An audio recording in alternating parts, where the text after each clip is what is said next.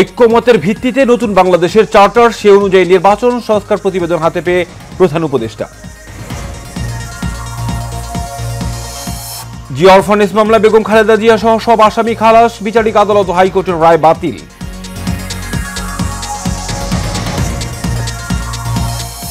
বিতর্কে জড়িত কর্মকর্তাদের আইনের আওতায় আনা হবে জানালেন স্বরাষ্ট্র উপদেষ্টা, কাউকে ছাড় না দেওয়ার হুঁশিয়ারি।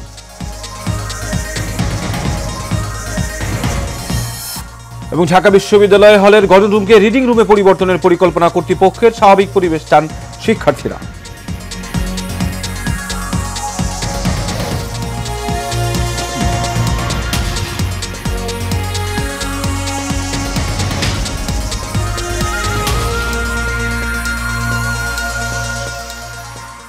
স্বাগত এশিয়ান সকালের সংবাদের সঙ্গে আছে আমি কাউসার আহমেদ। এখন শুনছিলেন বিআরবি কেবল ইন্ডাস্ট্রিয়াল লিমিটেড সংবাদ শিরোনাম। এবার চলে যাচ্ছি বিস্তারিত সংবাদে। অন্তর্বর্তী সরকারের প্রধান উপদেষ্টা ডক্টর মোহাম্মদ ইউনূস বলেছেন যে 4টি সংস্কার কমিশন তাদের প্রতিবেদন জমা দিয়েছে তা খুবই গুরুত্বপূর্ণ। এই সংস্কার প্রতিবেদনের মাধ্যমে গণ অভ্যুত্থানের একটা চার্টার তৈরি করা হবে, যা হবে নতুন বাংলাদেশের একটা চার্টার। এটা তৈরি করা হবে মতৈক্যের ভিত্তিতে। বুধবার তেজগাঁওয়ে প্রধান উপদেষ্টার কার্যালয়ে এসব প্রতিবেদন হস্তান্তর করেন কমিশনের সদস্যরা। এরপর বৈঠকে এসব কথা বলেন তিনি। নূর মোহাম্মদ ভূঁইয়ার রিপোর্টে থাকছে বিস্তারিত। গত বছরে 5 আগস্ট ছাত্র জনতার আন্দোলনের মুখে ক্ষমতা ছাড়ে আওয়ামী লীগ সরকার। এরপর গত 8 আগস্ট অন্তর্বর্তী সরকারের দায়িত্ব নেন ডক্টর মোহাম্মদ ইউনূস। রাষ্ট্র সংস্কারের দায়িত্ব আসে অন্তর্বর্তী সরকারের কাঁধে। এরই ধারাবাহিকতায় রাষ্ট্র মেরামতের লক্ষ্যে সংস্কার প্রস্তাবনা তৈরি করতে অন্তর্বর্তী সরকার 2 দফায় 11টি সংস্কার কমিশন গঠন করে। প্রায় 6 মাস পর নির্বাচন কমিশন, দুর্নীতি দমন কমিশন, পুলিশ এবং সংবিধান সংস্কারে গঠিত কমিশন বুধবার দুপুরে প্রধান উপদেষ্টার কাছে প্রতিবেদন হস্তান্তর করে। ফেব্রুয়ারির মধ্যে রিপোর্ট দিবে অন্য কমিশনগুলো। রিপোর্টগুলো এমন অবস্থায় পাই যাতে ওর মধ্যে আবার ঢুকতে না হয়, পরিচ্ছন্ন একটা রিপোর্ট যেটা আমরা জাতির সামনে পেশ করতে পারবো। ওইটা একটা অংশ রয়ে গেল, ওইটা চেষ্টা করা। আরটা যেটা উল্লেখ করলাম শুরুতেই, যে গণঅভ্যুত্থানের যে সুরটা, সেই সুরটা যেন আমাদের অক্ষুণ্ণ থাকে, কারণ সেখান থেকে আমাদের উৎপত্তি, আমাদের পুরো জাস্টিফিকেশন হচ্ছে আমরা ওইটার একটা অংশ। ওই অংশটাকে যেন আমরা ভুলে না যাই, যে এটা প্রতিষ্ঠিত করি। এবং যে জাতির আকাঙ্ক্ষা, 25 আগস্ট যেটা হয়েছে সেটা সমগ্র জাতির আকাঙ্ক্ষার ভিত্তিতেই হয়েছে, সেই আকাঙ্ক্ষাকে যেন আমরা ধরে রাখতে পারি। নির্বাচন কমিশনের প্রতিবেদনে জাতীয় সংসদে নারী আসনে সরাসরি নির্বাচন এবং কোনো আসনে 40% কম ভোট পড়লে সেখানে পুনর্নির্বাচনের ব্যবস্থা করার কথা বলা হয়েছে। আপনারা নিজেরাই এটা জরিপ করেছেন, দেখেছেন, কাজে এটা মানুষেরই ভাষ্য। কিন্তু এমনভাবে বলা, এমনভাবে সুন্দর করে বলা যে সবাই যেন এটার মধ্যে এসে যেতে পারে। কেউ নির্বাচনের আগে এসে যাবে, কেউ নির্বাচনের পরে আসবে। নির্বাচনের প্রতিশ্রুতি দিয়েই সব জিনিস, যেহেতু নির্বাচনের আগে সম্ভব হবে না হয়তো, কাজে কিছু জিনিস থেকে যাবে। থেকে গেলে সেটার জন্য কমিটমেন্ট থাকে। ওই যে চার্টার বললাম, সেই চার্টারের আঙ্গিকে যেন আমরা এগিয়ে যেতে পারি। প্রতিবেদন জমা দেওয়ার পর এখন রাজনৈতিক দলগুলোর সঙ্গে সংলাপ শেষে সংস্কারের বিষয়ে চূড়ান্ত পদক্ষেপ নেবে সরকার।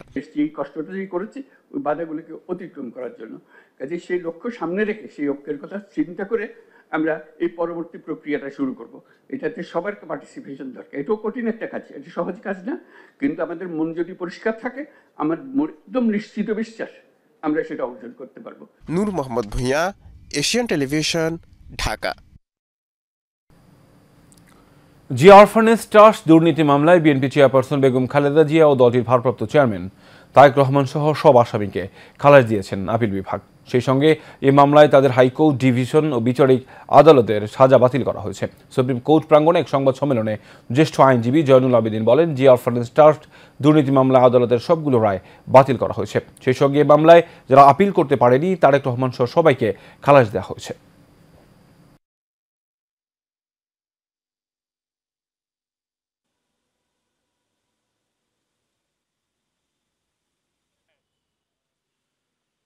ক্লজ 36 এবং 37-এ স্পেসিফিক বলা আছে যে ট্রাস্টের স্বার্থে অন্য কাউকে দিতে পারে টাকা, যদি ট্রাস্টের স্বার্থে ইউজ হয়। তো ট্রাস্টের স্বার্থে ইউজের জন্য তাদেরকে দেওয়া হয়েছিল, সেটা প্রমাণ হয়েছে যে বায়না করেছিল ট্রাস্টের নামে জমি কেনার জন্য।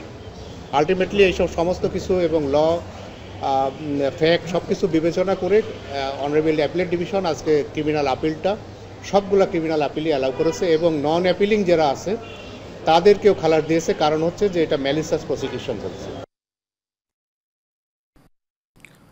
পুলিশ সহ অপরাধ ও বিতর্কিতমূলক কর্মকাণ্ডে জড়িত সব কর্মকর্তাদের আইনের আওতায় আনা হবে বলে জানিয়েছেন স্বরাষ্ট্র উপদেষ্টা জাহাঙ্গীর আলম চৌধুরী।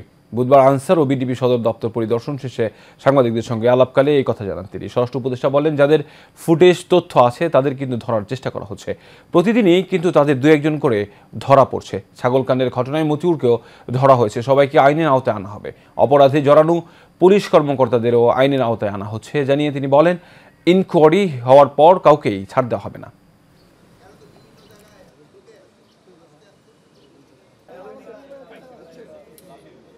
প্রায় 61 লাখের মতো আনসার, এদের ট্রেনিংটা আরও কিভাবে ভালো করা যায় এবং এরা জনগণকে কিভাবে আরও বেশি সেবা দিতে পারে এই ব্যাপারে।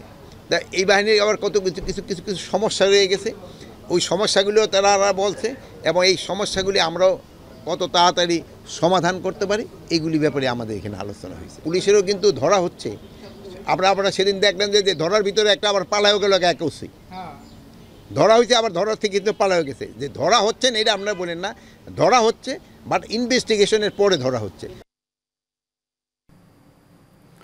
দীর্ঘদিন ধরে ঢাকা বিশ্ববিদ্যালয়ের হলগুলোতে গণরুমের যে অপসংস্কৃতি চালু হয়েছিল ছাত্র জনতার গণ অভ্যুত্থানের পর, তাতে পরিবর্তন আসতে যাচ্ছে। গণরুমকে রিডিং রুমে পরিণত করতে চান হল প্রভোস্টরা। এমনটাই জানালেন বিজয় 71 হলের প্রভোস্ট এস.এম. আলী রেজা। শিক্ষার্থীরাও চান ভবিষ্যতে সব সরকারই বহাল রাখবে হলের স্বাভাবিক পরিবেশ। আনসারুল ইসলামের ক্যামেরায় বিস্তারিত থাকছে প্রতিবেদনে। যোগ্যতার সর্বোচ্চ প্রমাণ দিয়ে ভর্তি হতে হয় ঢাকা বিশ্ববিদ্যালয়ে, কিন্তু সেখানে ভর্তি হয়ে বিগত বছরগুলোতে অনেকেই শুধুমাত্র প্রাচ্যের অক্সফোর্ড খ্যাত এই বিশ্ববিদ্যালয়ে পড়াশোনা চালিয়ে যেতে পারেননি গণরুম এবং গেস্ট রুম সংস্কৃতির কারণে। জুলাই আগস্টের গণ অভ্যুত্থানের পর দীর্ঘদিন ধরে চলতে থাকায় নীরব অত্যাচার থেকে মুক্তি পেয়েছে বিশ্ববিদ্যালয়ের শিক্ষার্থীরা। বিভৎস এই অতীতের কথা স্মরণ করে তারা বলেন, পুনরাবৃত্তি চান না এসব সংস্কৃতির। যে আমরা পড়ার যে স্পিরিটটা নিয়ে আসি ইন্টারমিডিয়েটের পরে, সেই স্পিরিটের মধ্যে সবার আগে এই গণরুম বাধায় দাঁড়ায়। আমাদের পড়াশোনায় ব্যাঘাত করে রাত সজাগ রাখা হয়, গ্যাস্টরুম করানো হয়, গণরুম থেকে বিভিন্ন প্রোগ্রাম করানো হয়। এখানে থাকতে হইলে আপনার প্রোগ্রাম করতে হইতো। আমি কোনোভাবেই চাই না এটা আমার জুনিয়ররা এটা সাফার করুক। বর্তমানে আছে, এখন তো কোনো গণরুম নাই। এই যে দেখেন, ওই গণরুমটা এখন ফাঁকা।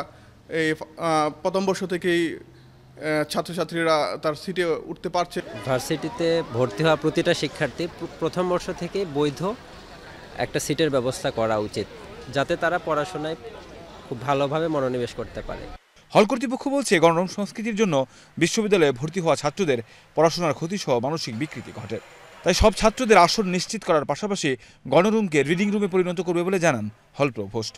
আমি অন্য হলগুলোর কথা বলতে পারবো না, তবে এই যে সমস্ত লোকেশনগুলো, এই প্রত্যেকটা লোকেশন কিন্তু একটা পারপাজেই করা হয়েছিল। যেরকম বিজয় 71 হলের যেটা গণরুম ছিল, এটা ছিল বেসিক্যালি স্পোর্টস রুম এবং এটা বড় একটা জায়গা।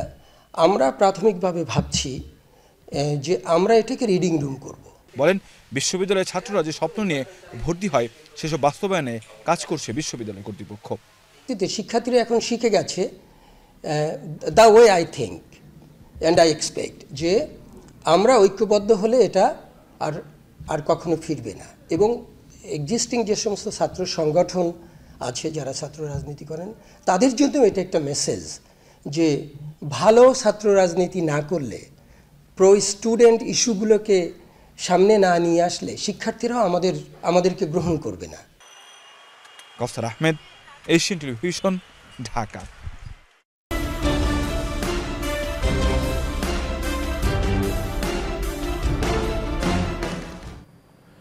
জীবিকার প্রয়োজনে সুন্দরবন এলাকায় জেলে, মৌলে ও কাঠুরের মতো বিপজ্জনক কাজ করছে উপকূলীয় অঞ্চলের অধিকাংশ মানুষ।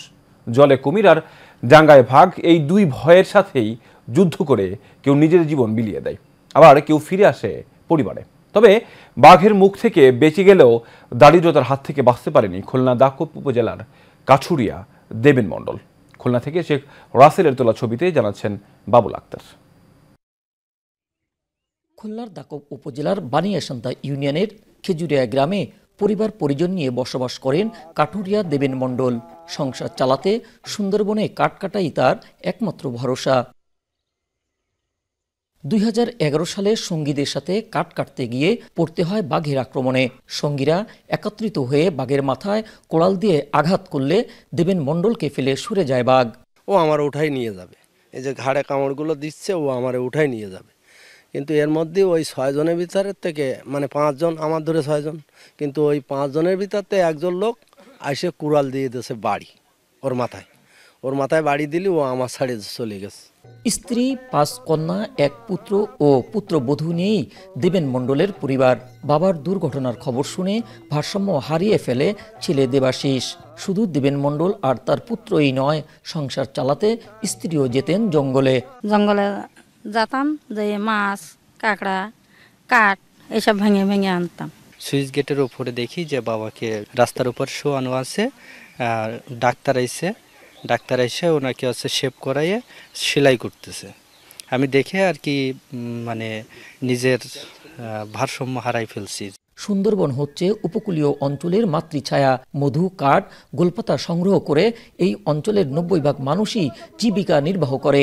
সুন্দরবন হচ্ছে আমাদের মাতৃছায়া বলতে পারেন, কারণ আমরা সবাই সুন্দরবনের উপর ডিপেন্ডেন্ট। এলাকার 90% লোক হচ্ছে সুন্দরবনের উপর নির্ভরশীল। বাঘের থাবা থেকে কাঠুরিয়া দেবেন মণ্ডল ফিরে আসলেও প্রতি বছর প্রাণ হারায় এ অঞ্চলের বহু মানুষ, যে কারণে সুন্দরবনের পর্যাপ্ত নিরাপত্তার দাবি উপকূলীয় বাসিন্দাদের।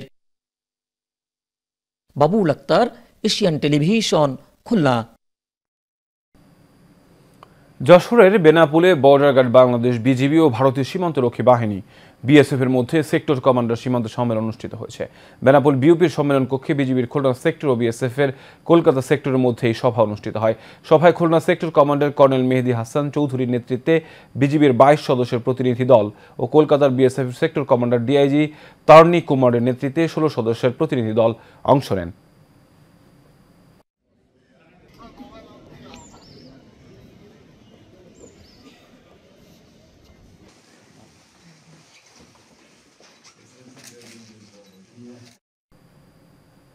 ময়মনসিংহের দুবাউড়ায় বিএনপির ভারপ্রাপ্ত চেয়ারম্যান তারেক রহমানের পক্ষ থেকে শীতবস্ত্র বিতরণ করা হয়েছে। দুবাউড়া মোহাম্মদিয়া দাখিল মাদ্রাসায় এই শীতবস্ত্র বিতরণ করা হয়। কচিমউদ্দিন বিশ্বাসের সভাপতিত্বে উপজেলা বিএনপির অঙ্গ সহযোগী সংগঠনের আয়োজনে এতে প্রধান অতিথি ছিলেন ময়মনসিংহের উত্তর জেলা বিএনপির সদস্য সালমান ওমর রুবেল। এছাড়াও বিএনপির অঙ্গ ও সহযোগী সংগঠনের স্থানীয় নেতৃবৃন্দরা উপস্থিত ছিলেন।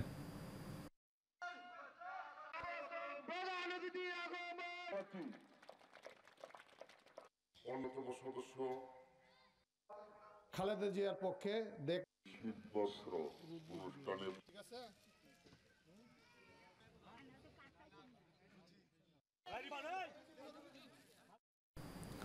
সাভারের শীতার্ত মানুষের মাঝে শীতবস্ত্র বিতরণ করেছে ছাত্রদল নেতাকর্মীরা।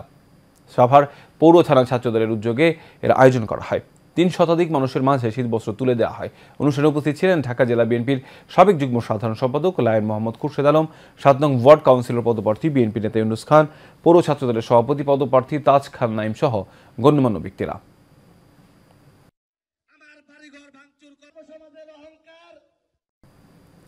চট্টগ্রামে সুবিধা বঞ্চিত ও পথ শিশুদের শিক্ষিত ও সুনাগরিক গড়ার প্রত্যয়ে শিক্ষা সামগ্রী ও শীতবস্ত্র বিতরণ করেছে এমআরটি ক্লাব। চট্টগ্রাম নগরীর চান্দগাঁও একটি কমিউনিটি সেন্টারে আয়োজিত অনুষ্ঠানে প্রধান অতিথি ছিলেন দৈনিক আমাদের চট্টগ্রাম সম্পাদক, জাতীয় প্রেস ক্লাবের সদস্য মিজানুর রহমান চৌধুরী। বিশেষ অতিথি হিসেবে উপস্থিত ছিলেন সাংবাদিক মোহাম্মদ নুরুল কবির, সাংবাদিক মুনির চৌধুরী, রায়হান ইসমাইল, এহতেশামুল হক, মাহবুব এবং সাদিয়া শামী সহ অন্যান্যরা।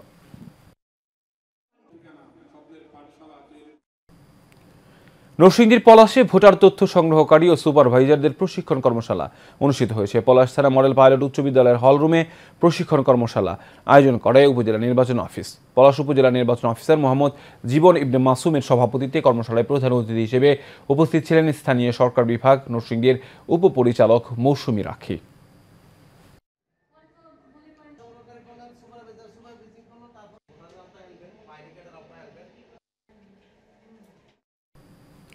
সাভারের আমিনবাজার এলাকায় বিএনপির ভারপ্রাপ্ত চেয়ারম্যান তারেক রহমানের পক্ষে সমাজের অসহায় গরিব দুঃখী মানুষের মাঝে শীতবস্ত্র বিতরণ করা হয়েছে। আমিনবাজার ইউনিয়ন বিএনপি ও সহযোগী সংগঠনের উদ্যোগে এর আয়োজন করা হয়। রাজধানীর প্রবেশমুখ আমিনবাজার বাস স্ট্যান্ডে বিতরণ কার্যক্রম হয়েছে। প্রধান অতিথি হিসেবে উপস্থিত ছিলেন ঢাকা জেলা বিএনপির সাবেক সহসভাপতি ও সাবেক সাভার উপজেলা পরিষদ চেয়ারম্যান আলহাজ মোহাম্মদ কফিল উদ্দিন।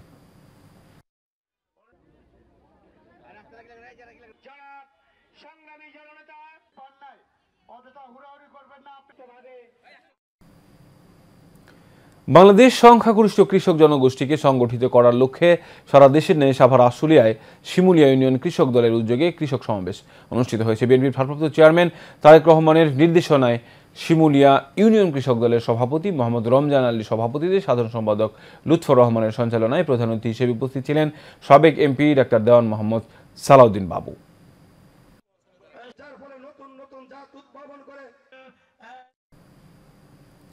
গাইবান্ধার সুন্দরগঞ্জে অসহায় ও দুস্থদের মাঝে শীতবস্ত্র ও কম্বল বিতরণ করা হয়েছে। সুন্দরগঞ্জ উপজেলা নির্বাহী কর্মকর্তার আহ্বানে বুড়ো বাংলাদেশের উদ্যোগে বামুনডাঙ্গা, সোনরায়, বেলকা, কাপাসিয়া ইউনিয়নের দরিদ্র, ভূমিহীন ও আশ্রয়ণ প্রকল্পের মানুষের মাঝে এসব শীতবস্ত্র বিতরণ করা হয়। এতে উপস্থিত ছিলেন উপজেলা নির্বাহী কর্মকর্তা মোহাম্মদ নাজির হোসেন, বুড়ো বাংলাদেশের সুন্দরগঞ্জ শাখার কর্মকর্তা কর্মচারী এবং স্থানীয় রাজনৈতিক ব্যক্তিবর্গ। চট্টগ্রাম প্রেস ক্লাবের সুলতান আহমদ হলে নিষ্ঠা ফাউন্ডেশনের উদ্যোগে শিক্ষা, চিকিৎসা, গৃহ নির্মাণ, দায় মুক্তি ও কারিগরি খাতে অনুদান ও সামগ্রী বিতরণ করা হয়েছে। ফাউন্ডেশনের প্রতিষ্ঠাতা জেনারেল সেক্রেটারি চট্টগ্রাম বিশ্ববিদ্যালয়ের অধ্যাপক ডক্টর মোহাম্মদ নূর হোসেনের সভাপতিত্বে প্রধান অতিথি হিসেবে উপস্থিত ছিলেন পীরে তরিকত আল্লামা সৈয়দ নাসিরুল হক চিশতি। বক্তব্য রাখেন এস ফ্যাশন ওয়ার্সের এমডি জনাব শাহজাহান লিটন, পোর্ট সিটি বিশ্ববিদ্যালয়ের ডিন প্রফেসর মাইনুল হোসেন চৌধুরী সহ আরও অনেকেই।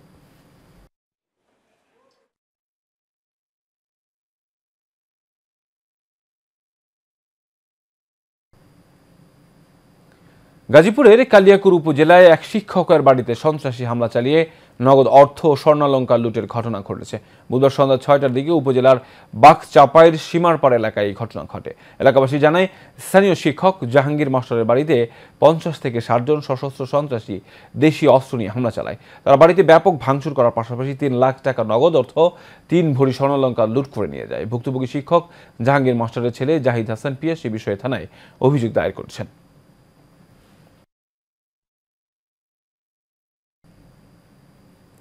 ঝিনাইদহ ক্যাডেট কলেজের প্রাক্তন ক্যাডেটদের সংগঠন ঝিনাইদহ ক্যাডেটস অ্যাসোসিয়েশনের উদ্যোগে দেশের বিভিন্ন স্থানে কম্বল বিতরণ করা হয়েছে। এরই অংশ হিসেবে রাজধানীর মোহাম্মদপুরের পথ শিশুদের শিক্ষাঙ্গন ছায়াতল বাংলাদেশ এই প্রতিষ্ঠানটির চেয়ারম্যান আবদুল্লাহ আল মামুনের সভাপতিত্বে ২০০ শতাধিক পথ শিশু শিক্ষার্থীদের মধ্যে কম্বল বিতরণ করেন সংগঠনের president professor Burhanuddin Khan, vice president professor ডাক্তার Abul Basar, Khurshid Alam Meher, general secretary Galib Mohammad, deputy general secretary Sabbir Ahmed, cultural secretary ডাক্তার বাপ্পা ঘোষ শাওন সহ অন্যান্যরা এই সময় উপস্থিত ছিলেন।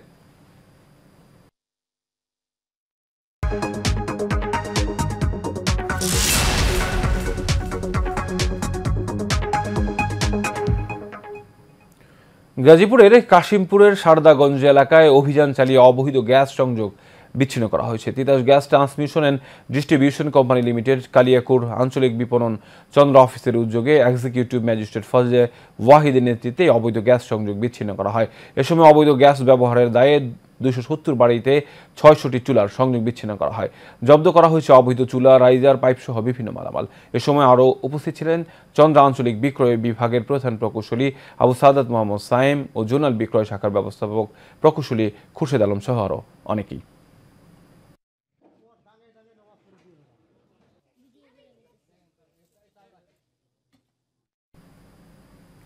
গাইবান্ধার গোবিন্দগঞ্জে শীতকালীন সবজির ভালো ফলন হলেও দাম পড়ে যাওয়ায় লোকসানের মুখে পড়েছেন কৃষকরা।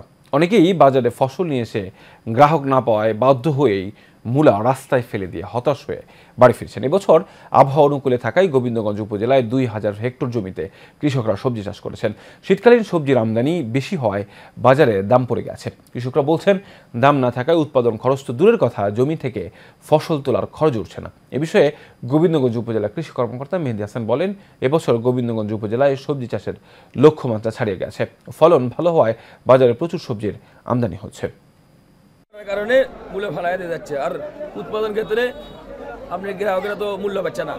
সকালবেলা নিম্ন তো ৬টা-৭টার দিকে আছে, এখন পর্যন্ত গ্রাহক নেই কেনার মতো। আমরা এই মূল্য তো বেশি তো লসে পড়ে যাচ্ছি। ৫০টা মন খরচ উঠবে না, আমরা কি করবো? ভ্যান ভাড়া নিবি, এখন ৪ মূল্য হচ্ছে কি হবে? মূল্যর দাম করতেছে ৫০ থেকে ৬০ টাকা মন, কেজি ১ টাকা ১.৫ টাকা। এই অবস্থায় কেমনে চলবো আমরা? কৃষকেরা কেমনে ব্যস্ত? হবিগঞ্জের পৈল গ্রামে প্রতি বছরের মতো এবারও মাছের মেলা বসেছে। পৌষ সংক্রান্তি উপলক্ষে মেলা 2 শতাধিক বছর যাবত চলে আসছে। মেলার প্রধান আকর্ষণ হচ্ছে বোয়াল, আইড়, চিতল, গজার, রুই, কাতল, কার্পু সহ বিভিন্ন প্রজাতির বড় বড় মাছ। লক্ষাধিক লোকের সমাগমে মেলা প্রাঙ্গণ মুখরিত হয়ে ওঠে। মেলায় 75 কেজি ওজনের একটি বাঘাই মাছের দাম হাঁকা হয়েছে 3 লাখ টাকা।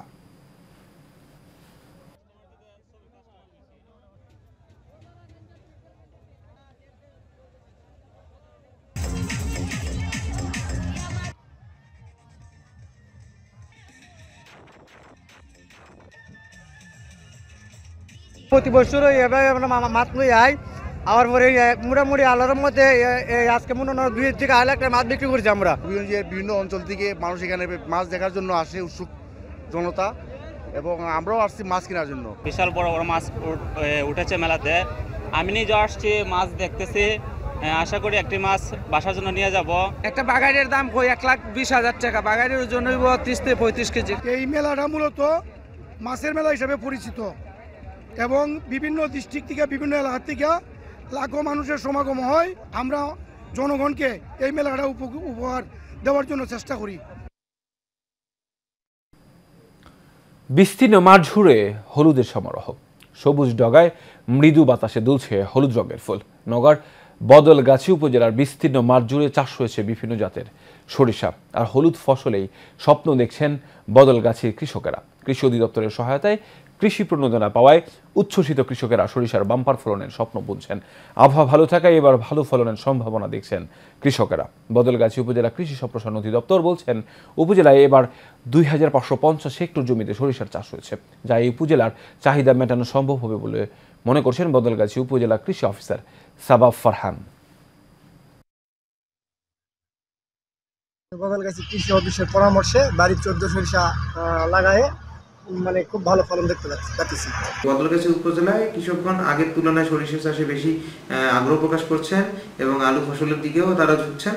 সরিষা ফসলের পাশাপাশি মধু উৎপাদন প্রক্রিয়াটাও এভাবে আমাদের চলমান থাকবে এবং কৃষি সম্প্রসারণ অধিদপ্তর থেকে আমাদের কৃষকদের সর্বাত্মক কারিগরি পরামর্শ প্রদান কার্যক্রম অব্যাহত রয়েছে।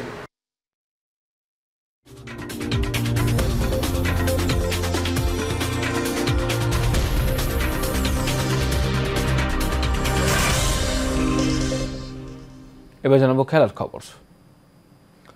কুড়িগ্রামের নাগেশ্বরীতে তারুণ্যের উৎসব উপলক্ষে অনূর্ধ্ব 17 জাতীয় গোল্ড কাপ ফুটবল টুর্নামেন্ট উদ্বোধন করা হয়েছে। উপজেলার প্রশাসনের ব্যবস্থাপনায় খেলার উদ্বোধন করেন উপজেলা নির্বাহী কর্মকর্তা সিব্বির আহমেদ। এই খেলায় উপস্থিত ছিলেন উপজেলা যুব উন্নয়ন কর্মকর্তা ময়দান আলী, বামুনডাঙ্গা ইউনিয়নের চেয়ারম্যান আসাদুজ্জামান রনি, কালীগঞ্জ ইউনিয়নের চেয়ারম্যান রিয়াজুল ইসলাম, নাগেশ্বরী ক্রীড়া সংস্থার ক্রীড়া সাংবাদিক মিজানুর রহমান মিন্টু সহ আরও অনেকেই।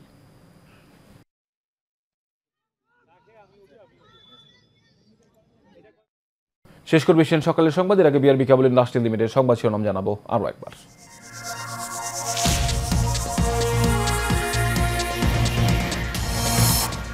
ঐক্যমতের ভিত্তিতে নতুন বাংলাদেশের চার্টার, সে অনুযায়ী নির্বাচন সংস্কার প্রতিবেদন হাতে পেয়ে প্রধান উপদেষ্টা।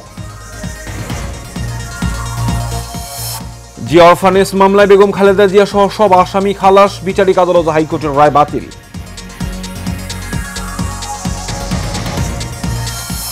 বিতর্কে জড়িত কর্মকর্তাদের আইনের আওতায় আনা হবে, জানালেন স্বরাষ্ট্র উপদেষ্টা। কাউকে ছাড় না দেওয়ার হুঁশিয়ারি।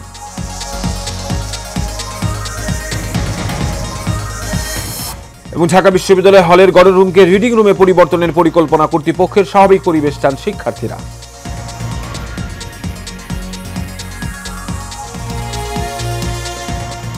সকালের সংবাদ এ পর্যন্তই। পরের সংবাদ দেখার আমন্ত্রণ রইল। ধন্যবাদ সবাই।